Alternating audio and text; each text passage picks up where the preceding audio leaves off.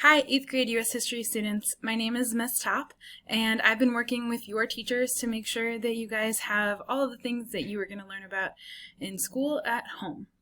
So I'm going to actually walk you through the packet that you may have received from your campus, or you may have an online copy of it. And what we're going to do is get started with day one, and we're going to start right at the beginning of the Civil War. So if you have a printed out packet, go ahead and grab it. If you have it online, go ahead and pull it up and we'll get ready to follow along. So you should have a packet that at the beginning looks like this. It says U.S. History, Civil War, and Reconstruction. And then it has some instructions for how to do it. That would be if you were doing it on your own, but you're doing it with me, so you can just kind of follow along as we go here. So we're going to hop straight into week one. And we're actually going to be starting with the Civil War. Basically, as we go through this, we're going to be looking at the reading passages that we have, and then there's going to be some questions that follow. Today, we're actually going to start with a little video. And this is going to be about 2.5 minutes about how the Civil War began by the Smithsonian. So let's take a listen. Abraham Lincoln opposed the expansion of slavery into new territories, which threatened southern states to their very core. The South needed to move west so that it could offer land to all of its white men. And if the South didn't figure out some way to promise all white men a chance at prosperity, their civilization would implode. So as soon as Lincoln was elected, the South really saw itself as being strangled. On December 20th, 1860, South Carolina seceded from the Union. Lincoln was not voted in on a popular vote. He won the Electoral College vote. And so what the South basically argued is that he won the northern election, but that he didn't win the southern election. One by one, other states followed South Carolina's lead. The White South would have said, all we want to do is create a nation to make sure that we control our own destiny. We're fighting to preserve the rights of independence, the rights of property.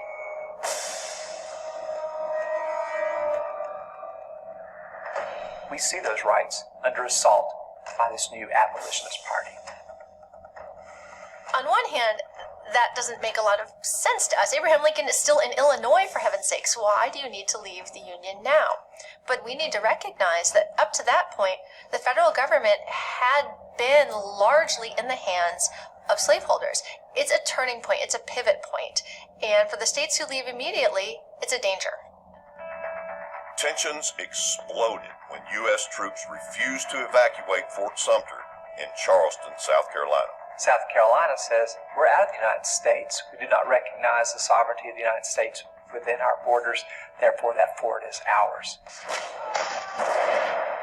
On April 12, 1861, Confederate troops opened fire, and the Civil War began.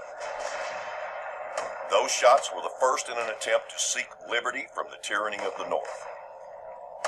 One fort, one battle, but they split the country in two and impacted millions of lives for generations to come.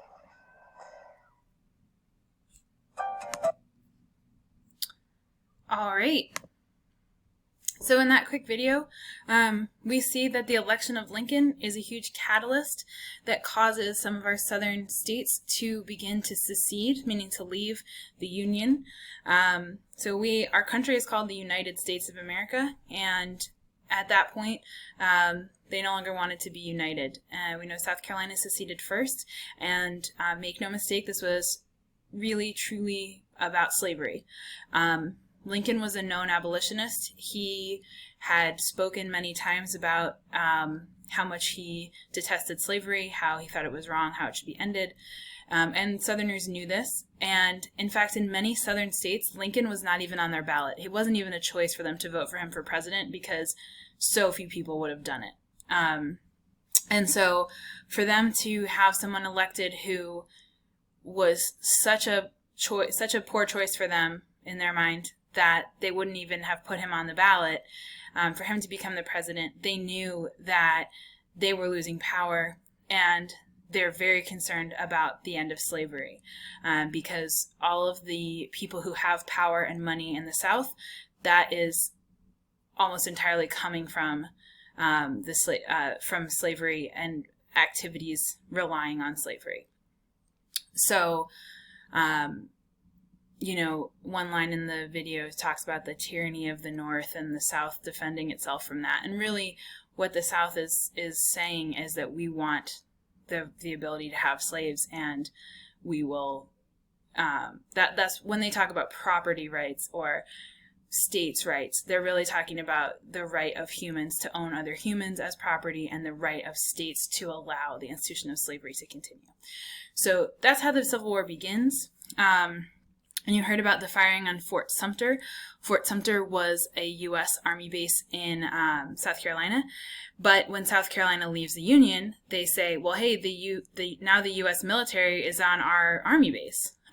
Yesterday we were part of the U.S. and that was our military, but today we're not. And so that's not our military and you need to leave. And the U.S. government was like, no, because secession is not a thing that you're allowed to do, so we're not going to go along with it. And South Carolina then does fire on the fort. No lives are lost, but it is the opening shots of the Civil War.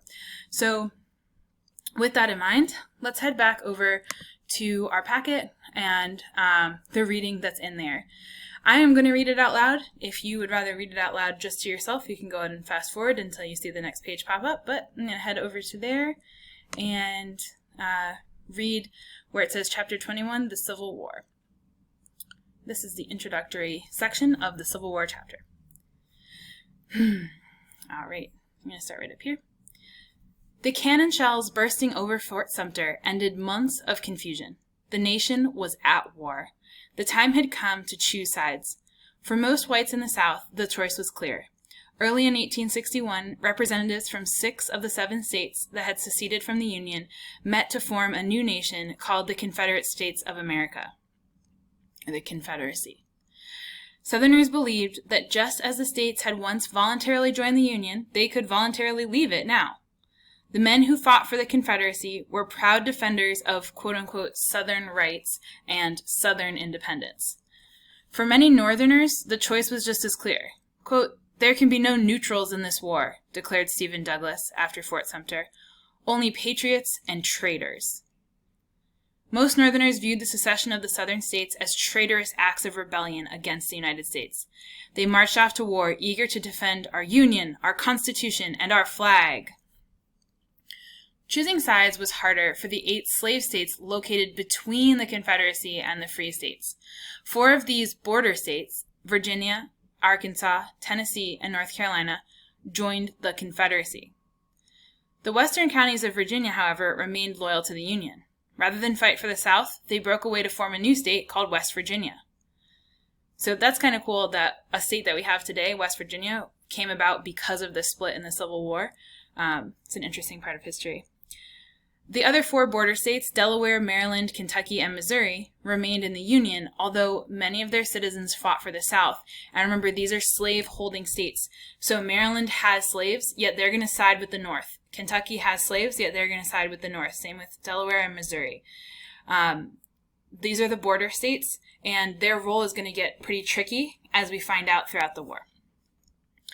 As Americans took sides, they began to see why a civil war, which is a conflict between 2 peoples in one country, right? So a civil war always means that people in the same country are fighting against each other, not a war between 2 different countries. They began to see why a civil war is the most painful kind of war. This conflict divided not only states, but also families and friends. In this chapter, you will learn how this brothers' war turned into the most destructive of all American wars. As you read, put yourself in the shoes of the men and women who were part of this long and tragic struggle. There is a photo here. It says that it's a soldier's haversack, things that a soldier might have had with him in the war. So this is really just our introduction. We know basically what's happened is that the country has split into North and South, or to the Union and the Confederacy, and they are going to literally kill each other over these issues. And just to keep in mind that this war was a war that turned brother against brother, it turned neighbor against neighbor. If you can imagine people in this country who have very opposite beliefs, and to the point where they're actually killing each other over it, that was the Civil War. So we know that there's a lot of discord in our country right now in terms of people who, for example, people who support the president and people who don't support the president. And oftentimes those are very intense arguments that they could have. Imagine if they were willing to kill each other over it. That was the time of the Civil War. And the main issue, again, is slavery and the ability of the South to continue to have to enslave people and to continue to spread slavery into the Western territories and across the country. So we know that this has been bubbling up for a long time. What we are going to do now is head back to our packet, and we're going to answer these 7 questions on this page. The questions are, number 1, what event marked the start of this war? So all of these answers are going to be up here in the reading. If you forgot, go ahead up to the reading. First question, though, what event marked the start of this war? The second question, what was the South fighting for? The third question, what was the North fighting for? The fourth question is, what was a border state? Which border states joined the Confederacy, aka the South? And which border states stayed in the Union, aka the North? And then finally, here's an opinion question. Why do you think this was described as the most painful type of war? Why would a civil war be the most painful type of war? So I'm going to ask you guys to pause the video, answer those questions. After you're done, we'll take a quick look at a map that shows the border states and the Confederacy and the Union, and then we'll be done for the day. So the last thing I want you to do in terms of your assignment is go ahead and answer these 7 questions. Go ahead and pause your video until you have answered them, and then we can come back and take a look at that map. Alright guys, hopefully you've had a chance to pause the video and answer those 7 questions. I want to go back over the border states for a second just to give you a quick frame of what we're talking about here. So take a look at this map. What you're seeing is a map of the United States, of course, and I want you to first take a look at the darker blue states. So these are the free states of the Union, meaning they did not allow slavery and they stayed loyal to the Union to the North. Obviously you can tell they're in the North, those are in the North. If you take a look at the light blue states, these are the border states. They stayed loyal to the Union, to the North. They are part of the North. However, they actually allow slavery. So even though they do allow slavery, they've decided to stay with the Union. And that puts them in a strange position because it's essentially what the Civil War essentially is and continues to become more and more of a war over slavery. And so for them to stay loyal to the Union, that put them and it put the Union government in a strange position. We're actually going to find out that when Lincoln creates the Emancipation Proclamation, which is a proclamation that the slaves will be freed, he only frees the slaves in the rebelling states, which is the South. So all of the slaves in the border states are not set free by the Emancipation Proclamation, which is weird. We're going to get more into that towards the end of the unit. But these border states, Missouri, Kentucky, West Virginia, Maryland, and Delaware, are going to be in an interesting position. Then we also have Virginia, North Carolina, Tennessee, and Arkansas. And those were the last states to secede. Again, you can tell that being in the middle kind of put them on a middle ground.